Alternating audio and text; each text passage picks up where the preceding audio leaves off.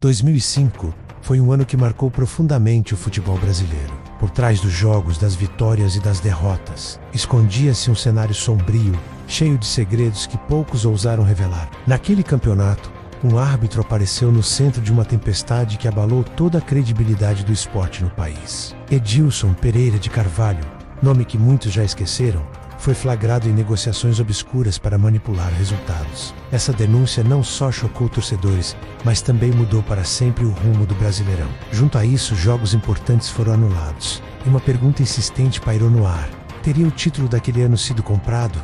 Essa história não é apenas sobre futebol. É sobre poder, silêncio e interesses que poucos querem expor. Agora, vamos entender melhor o contexto em que tudo isso aconteceu, para que você possa enxergar o que está por trás da superfície. Em setembro de 2005, a notícia estourou nas principais manchetes do país. O árbitro Edilson Pereira de Carvalho foi pego em escutas telefônicas, negociando resultados de partidas do Brasileirão. O esquema ia muito além de simples combinações dentro de campo. Envolvia apostas ilegais e manipulação estratégica de jogos. Ao todo, 11 partidas foram anuladas pela Confederação Brasileira de Futebol, todas elas apitadas por Edilson. Essa decisão causou um verdadeiro terremoto na competição, obrigando a repetição dos jogos e gerando caos na tabela de classificação. Mas o que levantou suspeitas foi o fato de que, dessas 11 partidas, algumas favoreciam diretamente determinados clubes. Por que justamente esses jogos foram anulados?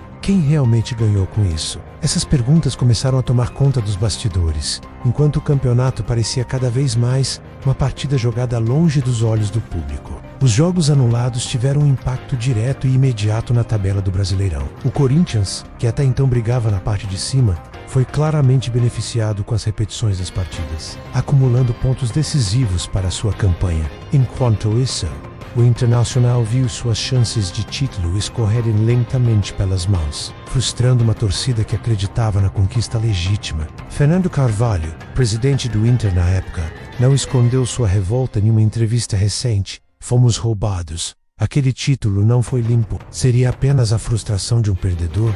Ou haveria informações que ele preferia não revelar? A dúvida paira no ar, alimentando teorias e desconfianças que até hoje ecoam no mundo do futebol. Essas reviravoltas mostraram que o escândalo era mais complexo do que parecia, deixando claro que a verdade estava longe de ser simples. Embora Edilson tenha sido apontado como o grande vilão do caso, a manipulação do campeonato não foi obra de uma única pessoa.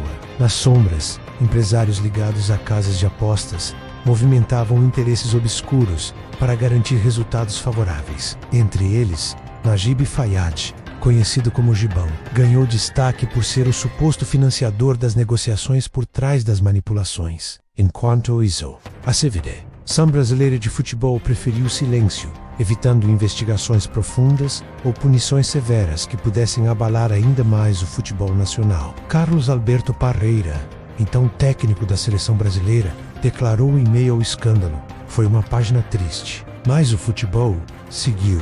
Contudo, essa continuidade gerou uma pergunta inquietante: com que verdade o futebol seguiu, afinal?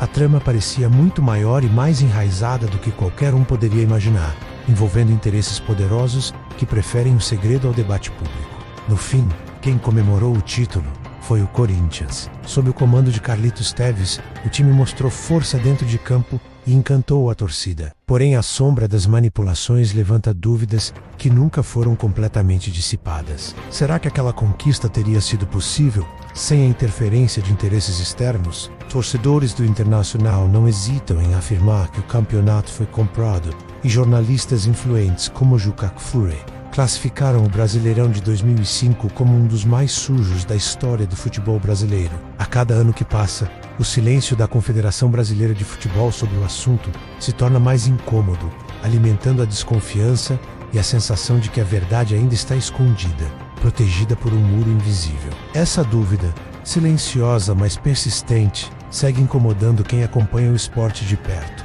Se o futebol é a maior paixão do brasileiro, por que ele parece sempre ser manchado pelos mesmos interesses escusos? Quem realmente lucrou com a queda de Edilson? E principalmente, por que até hoje ninguém teve coragem de reabrir esse caso? O Brasileirão de 2005 pode ter sido apenas uma peça em um tabuleiro muito maior, uma engrenagem de um sistema silencioso que continua operando.